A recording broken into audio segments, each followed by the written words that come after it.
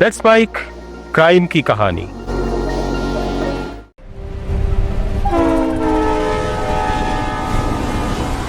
आपने 2023 की वो फिल्म किल देखी होगी। एक बंदा पूरे डकैतों के गैंग से लड़ जाता है, लेकिन वो तो फिल्म थी और बंदा अपनी गर्लफ्रेंड को बचा रहा था। लेकिन क्या असल जिंदगी में भी ऐसा हो सकता है, जहां मौत आपके सामने खड़ी हो और आपके पास सिर्फ एक हथियार हो, आपकी हिम्मत। तो क्या कोई इंसान ऐसे लड़ने की हिम्मत कर सकता है? जवाब है हां, क्योंकि मैं आपको बता सकता हूं कि ऐसा सच में हो चुका है हमारे इसी देश में, और वो भी चलती ट्रेन में ही। सोचिए ना, रात के 12 बजे हैं, जंगलों के बीच से गुजरती एक ट्रेन, अचानक चेन पुलिंग होती है और अगले ही पल आपकी बोगी में घुस आते हैं 40 हथियारबंद डकैत। चारों तरफ चीखें, लूट, खून और डर का सन्नाटा। पुलिस कहीं नहीं है और आपके पास बचाने वाला कोई नहीं। लेकिन उसी ट्रेन में मौजूद था एक ऐसा आदमी जो अकेला था, निहत्था नहीं, और जिसने तय कर लिया था कि आज अपराध जीतने नहीं दिया जाएगा। आज क्राइम कनेक्ट पर आपको सुनाने जा रहे हैं भारत के उस गुमनाम हीरो की कहानी, जिसने चलती ट्रेन को जंग का मैदान बना दिया। नाम था नायक विष्णु प्रसाद श्रेष्ठ, 7th battalion of the 8 Gorkha rifle का जवान। और यह कहानी है एक गोरखा वर्सेज 40 की।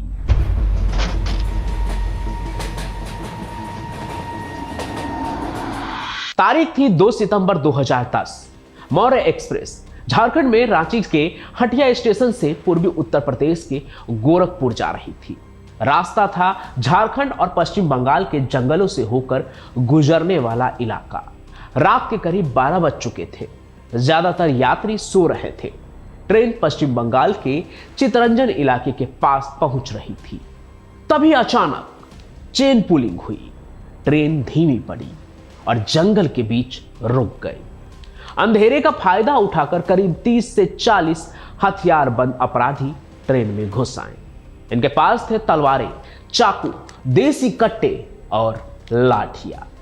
ये कोई मामूली चोर नहीं थे, ये एक संगठित डकैत गिरोह था। उन्होंने यात्रियों को धमकाना शुरू किया। महिलाओं के गले से गहने छीन लिए गए, मोबाइल, पर्स, नकदी लूटी गई। बच्चे रो रहे थे, बुजुर्ग कांप रहे थे। पूरा कोच आतंक में था।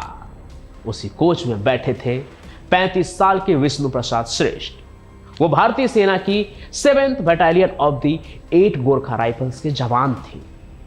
विष्णु प्रसाद श्रेष्ठ 1975 में पश्चिमी नेपाल के पर्वत जिले में जन्मे। परिवार का सेना से पुराना नाता था।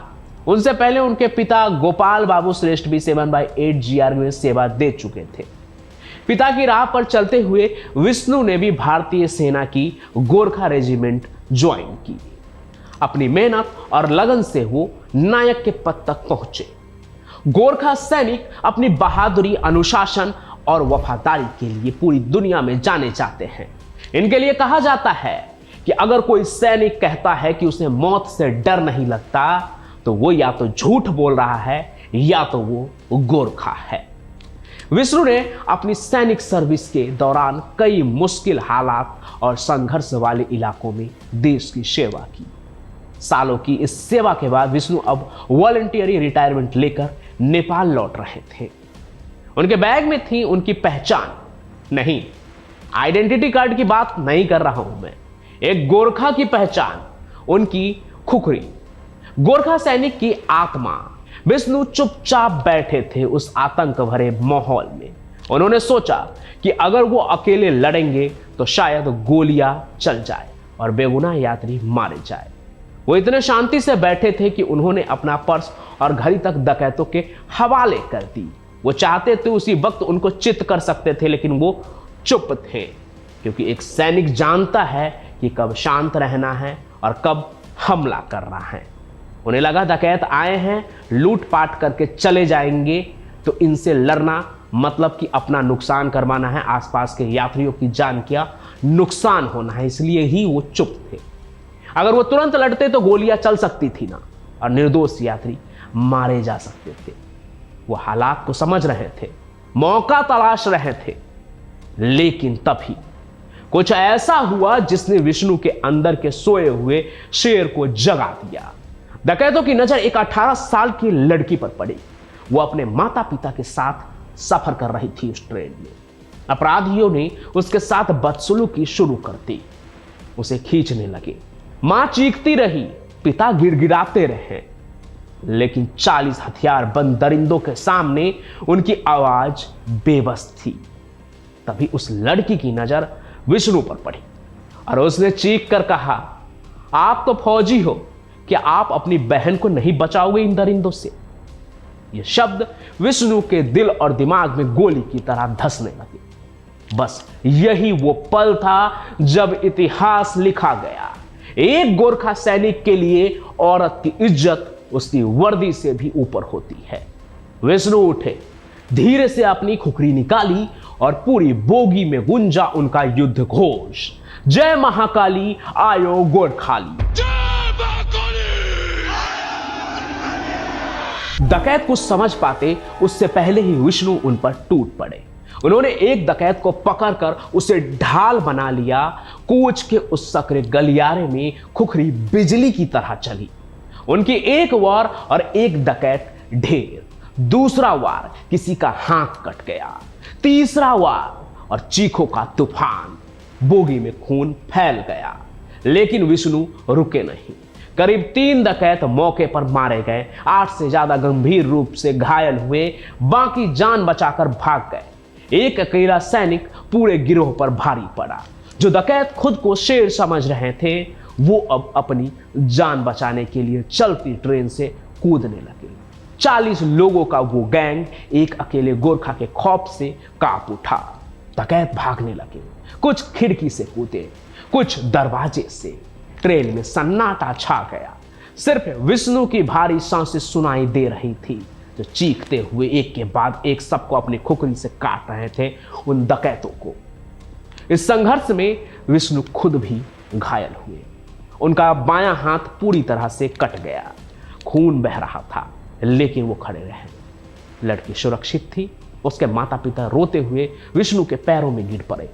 जब ट्रेन अगले स्टेशन पर पहुंची तो पुलिस भी हैरान रह गई। वहां का नजारा किसी जंग के मैदान जैसा था। डिब्बे में खून था, हथियार पड़े थे और यात्री कांप रहे थे। यह कोई फिल्मी सीन नहीं था, यह हकीकत थी। विष्णु प्रसाद श्रेष्ठ को भारत सरकार से सेना मेडल और उत्तम जीवन रक्षा पदक से सम्मानित किया। जिस लड़की की जान और इज्जत उन्होंने बचाई, उसके परिवार ने उन्हें 5 लाख रुपए का इनाम देना चाहा, लेकिन विष्णु ने मना कर दिया। उन्होंने कहा, मैंने कोई एहसान नहीं किया, मैंने अपना फर्ज निभाया। बहन की रक्षा की कोई कीमत नहीं ली जाती है। आज जब हम किसी अपराध को देखते हैं तो मोबाइल निकाल लेते हैं, वीडियो बनाने लगते हैं, अपलोड कर देते हैं व्यूज के लिए, लेकिन बहुत कम लोग बीच में खड़े होने की हिम्मत दिखाते हैं। अपराध से लड़ने की वो जो अंदर का गूदा है वो दिखाते हैं। इसी माहौल में विष्णु प्रसाद श्रेष्ठ हमें याद दिलाते हैं कि असली हीरो की वर्दी इंपॉर्टेंट नहीं, उसकी हिम्मत में असली हीरो छिपा होता है। ये थी कहानी उस सैनिक की जिसने अकेले 40 डकैतों से लड़कर एक बेटी की इज्जत बचाई। अगर आपको ये कहानी प्रेरणादायक लगी हो तो वीडियो को लाइक करें और इसे शेयर जरूर करें। कमेंट में लिखें जय हिंद और आयो गोरखाली। और ऐसे ही सच्ची अपराध और वीरता की कहानियों के लिए क्राइम कनेक्ट को सब्सक्राइब जरूर कर लें। मैं हूं आपका दोस्त पंचम, मिलूंगा अगली सच्ची कहानी के साथ। तब तक के लिए याद रखिएगा, अपराध चाहे जितना भी बड़ा हो, हिम्मत उससे बड़ी होनी चाहिए। जय हिंद, जय भारत, जय Gorkha.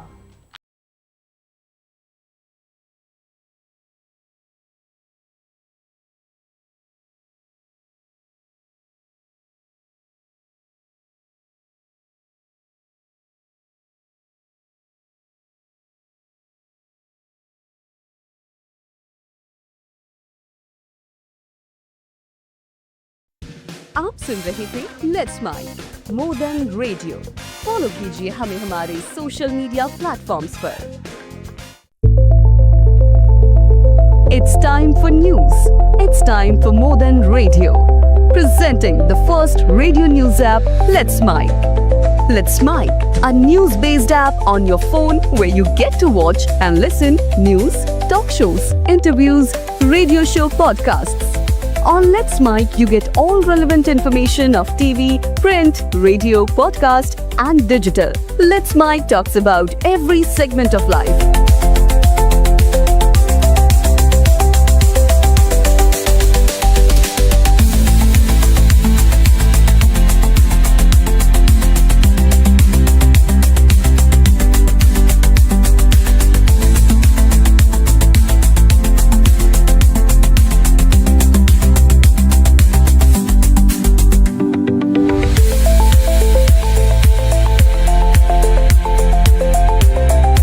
Download the app now from Play Store. Available both on Android and iOS mobile phones.